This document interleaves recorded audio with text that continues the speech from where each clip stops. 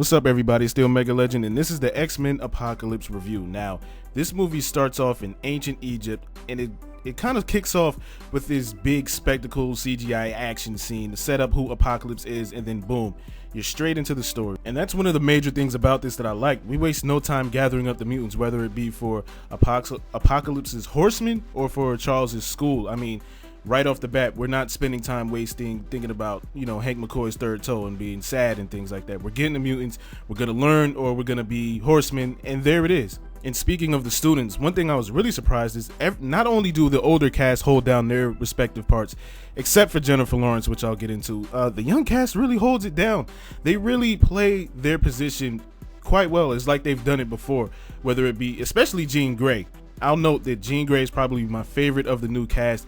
I dub her the new Jean Grey. You should be satisfied with her performance. I really felt that she embodied the role of Jean Grey during that time period, how she would react to certain things, especially Ty Sheridan as Cyclops. He was very nervous, but I see him growing into a leader.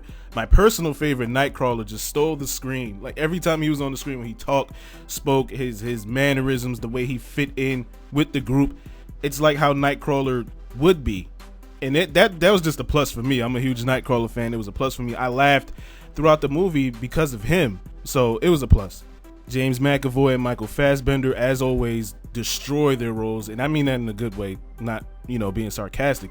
I mean, Michael Fassbender was another person that if he's on screen, it's just like, bro, he's talking. When you're talking, he's still talking. He commands the screen as usual. There's nothing new here, but once again, it is a plus. Michael Fassbender is a magnificent Magneto. He has this really stressful, to say the least, moment in the film. You're just like, crap, he's about to go off. You really feel his pain. I mean, he just projects it straight through you. I felt terrible, but it's Magneto. What you expect? Something's gonna happen. He's like, okay, humans are dead. That's Magneto. That's what he does, and you get that. Then, of course, Apocalypse. Now, everybody says, oh, he looks like Ivan Ooze and blah, blah, blah. He doesn't look like it to me, but I can't argue if somebody sees it in him. But get past that and towards his acting. Oscar Isaac's performance was just beautiful to me. He gave these speeches throughout the film, and the way he carried himself, it was very much like somebody who truly believed they were God. They were this ominous presence. They were omnipotent. They were just biblical. I am the reason you are all my children. Nobody can stand before me. It was just his swagger, his presence, the way he delivered. Everything about it was cool with me. He did a lot of talking, and without spoiling, he did a lot of killing too. A lot of people say, oh, he did a lot of, but a lot of people got hurt really bad. So you can't just escape from that. He does destroy, so to speak, but it was more of his performance that won me over rather than what he had to do. Now on to some performances. I didn't like the infamous Jennifer Lawrence. Alright, I'm gonna just keep it short and simple because I know you've heard these rumors. It's just crap. It was terrible.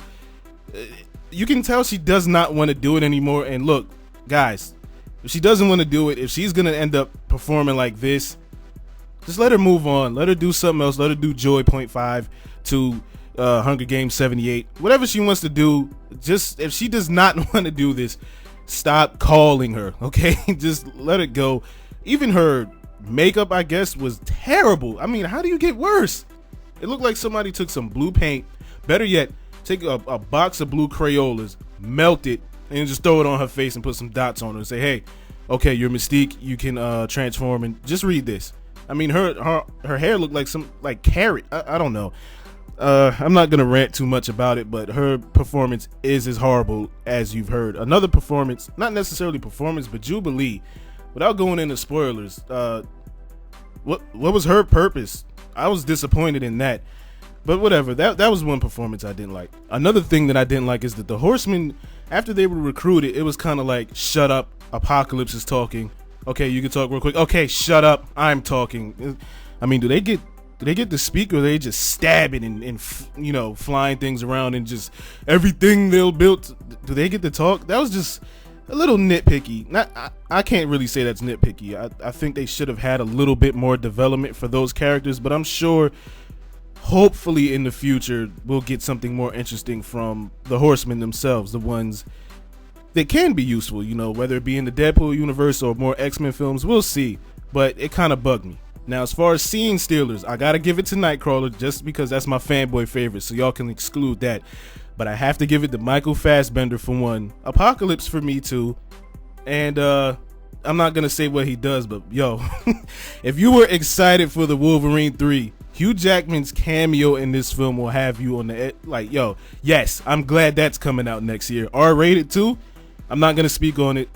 I'm gonna keep to my word and do a spoiler review to talk about it. But yes, that cameo was great, and they really did succeed in making a quote-unquote sequel to Quicksilver's speed scene in Days of Future Past, whatever you want to call it. They did level it up. It's pretty much that scene times 2, maybe even 3. I want to say 2.5. I'll meet in the middle. It's really good. You'll probably laugh and be like, yeah, it saved that, oh shit, you know, type of thing. It was really good. Those are the scene stealers for me. And there's not too much character development outside of the new cast, but I'm okay with that because the new cast has to take over. And leaving X-Men Apocalypse, I'm fully comfortable with the new set of mutants if they stick to them and use them. Okay, they do that, I'm fine with it.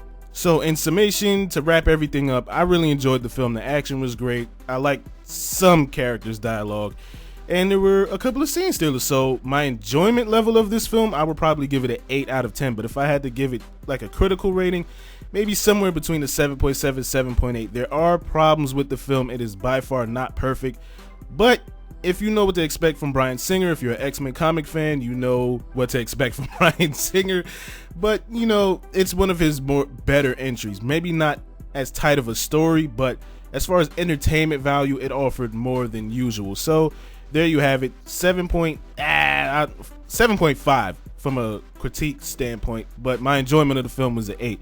So if you saw X-Men Apocalypse, let me know, what did you think about it? If you didn't see, what do you expect from the film? But like I said, if you saw it, what was your favorite part of the movie? Favorite cameo, line, character, new cast, old cast? Let me know in the comments below.